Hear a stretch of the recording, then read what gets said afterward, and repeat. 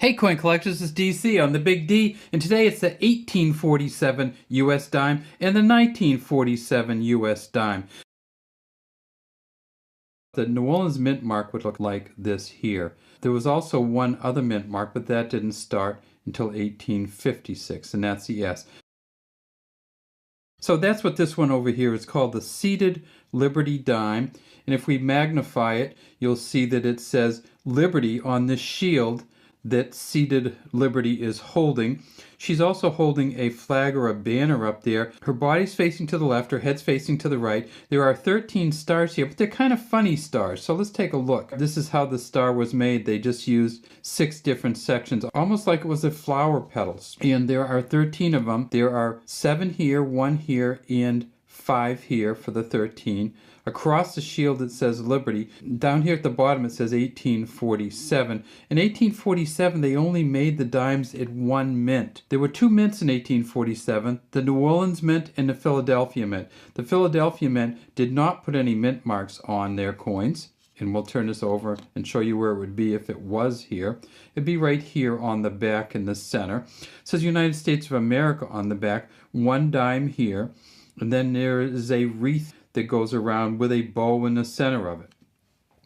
This coin, they made 245,000 of these at the Philadelphia Mint, which was a huge number for the time. In 1846, they had only made about 31,000 of these, so they made about 8 times as many in 1847. A little bit of a depression in 1846, and the dimes weren't needed for general circulation. There was plenty of them around, but after they took that 1 year off, it became clear that they needed to have more dimes in circulation. 245,000 in 1847, and even more in 1848. The New Orleans Mint didn't make them for 3 years. They skipped the years 1846, 1847, and 1848. And these dimes were only made at Philadelphia during those years. But the New Orleans Mint mark would look something like this here. And that's the O for New Orleans. There was also one other mint mark, but that didn't start until 1856, and that's the S. So if you get one of the seated Liberty dimes, it's either going to have an S on it, an O on it, or nothing on it. But what it will not have is a D on it. This is not a seated Liberty dime, of course. This is the Barber dime. The seated Liberty dimes did not have any Denver mint marks on them.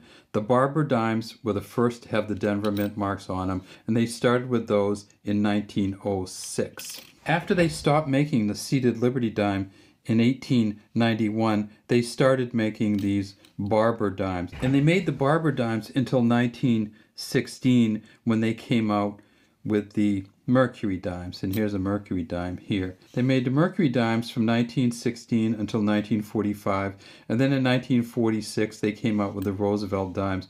And so this was the second year of the Roosevelt dimes. The seated Liberty dime actually weighs more in terms of silver than the Roosevelt dime. The seated Liberty dime in 1847 weighed 2.67 grams. The Roosevelt dime weighs about 2.5 grams. That means this Roosevelt dime has $1.71 in silver bullion at today's rates, and this seated Liberty dime has about $1.83 in silver bullion at today's rate. What's the most expensive one that ever came out?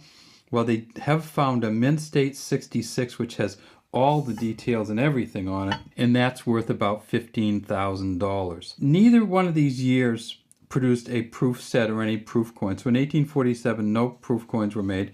1947, no proof coins were made. But in 1947, they made a lot more. They made $121.5 million at the Philadelphia Mint.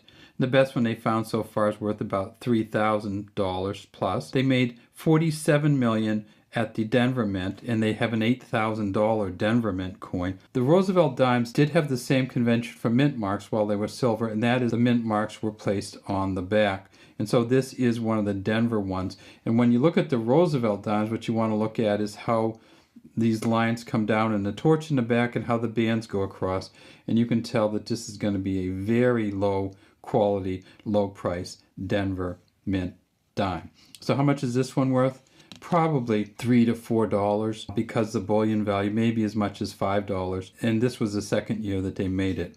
How much is this one worth? This one's probably worth between $30 and $40 just because you can see the full Liberty on there and you can see some of the lines in the flag.